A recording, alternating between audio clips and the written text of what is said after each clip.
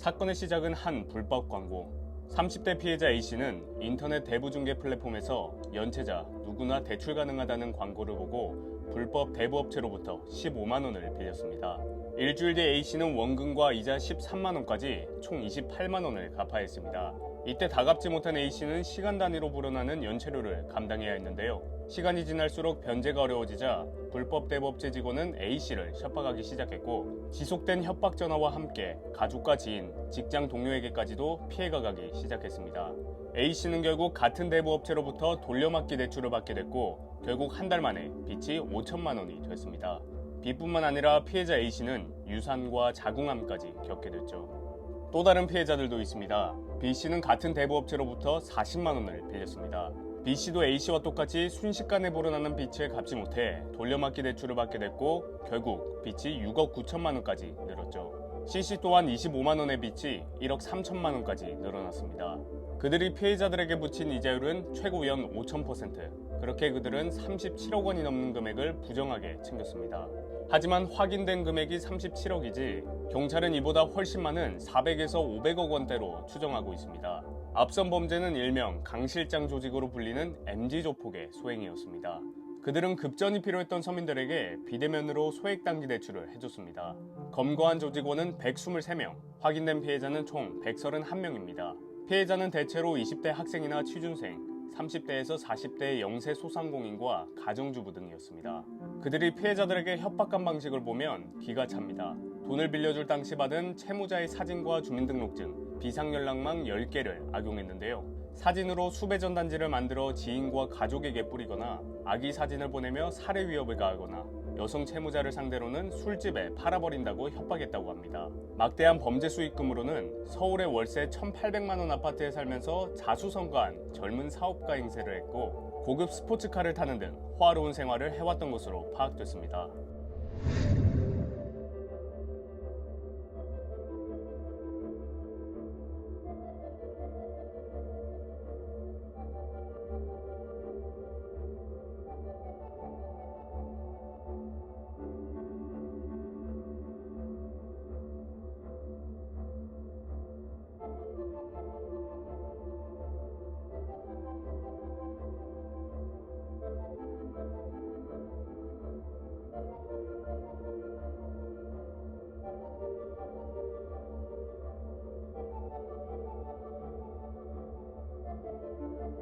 앞선 내용은 광주에서 활동한 국제 PJ파에 관한 내용이었습니다.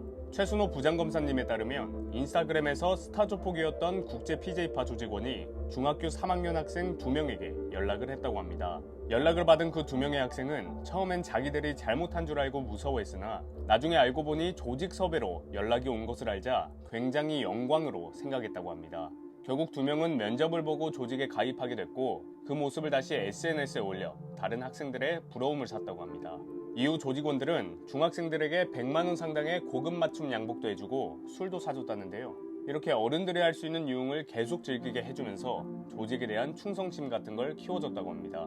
PJ파와 관련된 불법 문신 시술업자는 총 12명으로 문신 시술을 받은 사람은 총 2,000명 정도라고 합니다. 그렇게 그들이 벌어들인 수익은 25억 원. 게다가 불법 문신 시술이 현금 거래도 많이 하기 때문에 실제 수익은 훨씬 더 클 것으로 예상됩니다.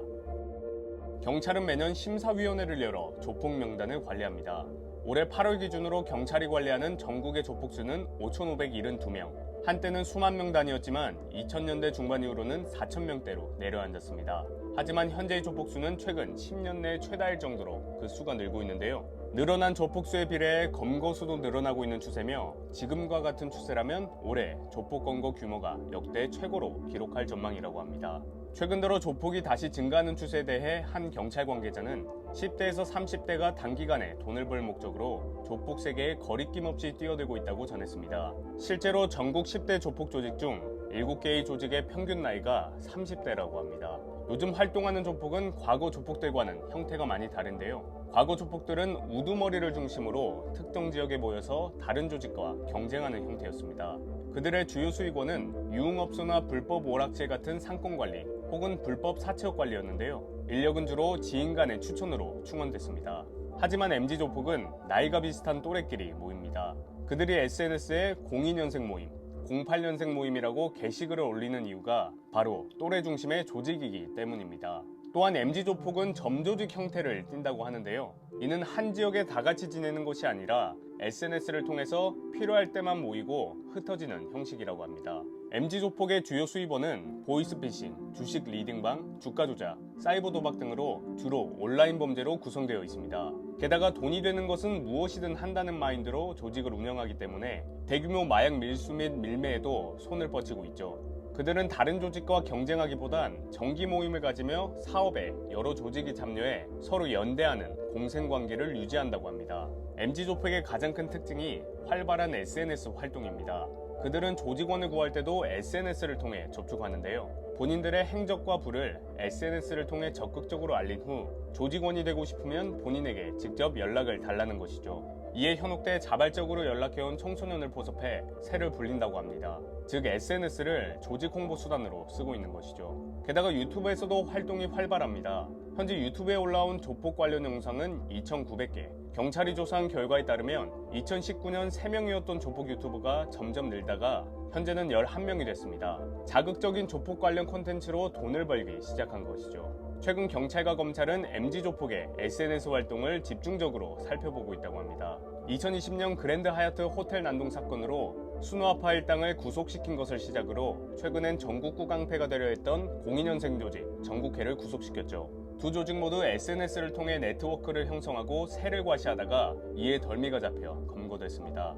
이렇게 SNS 계정이 중요 수사 단서로 활용되면서 MZ조폭 조직원들은 SNS 계정을 탈퇴하거나 SNS 활동을 자중하자고 하는 추세라고 합니다. 조폭이 다시 활기치는 상황 속에서 국민들을 위해 열일해 주시는 검사님이 계십니다.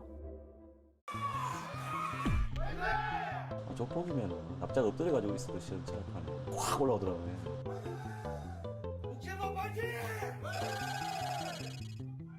제가 약간 그때 하도 빡쳐가지고 약간 정신줄 살짝 놓친 것 같아요.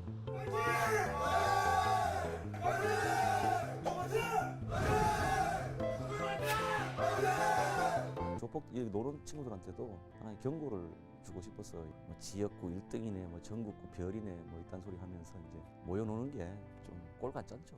최순우 검사님 감사합니다.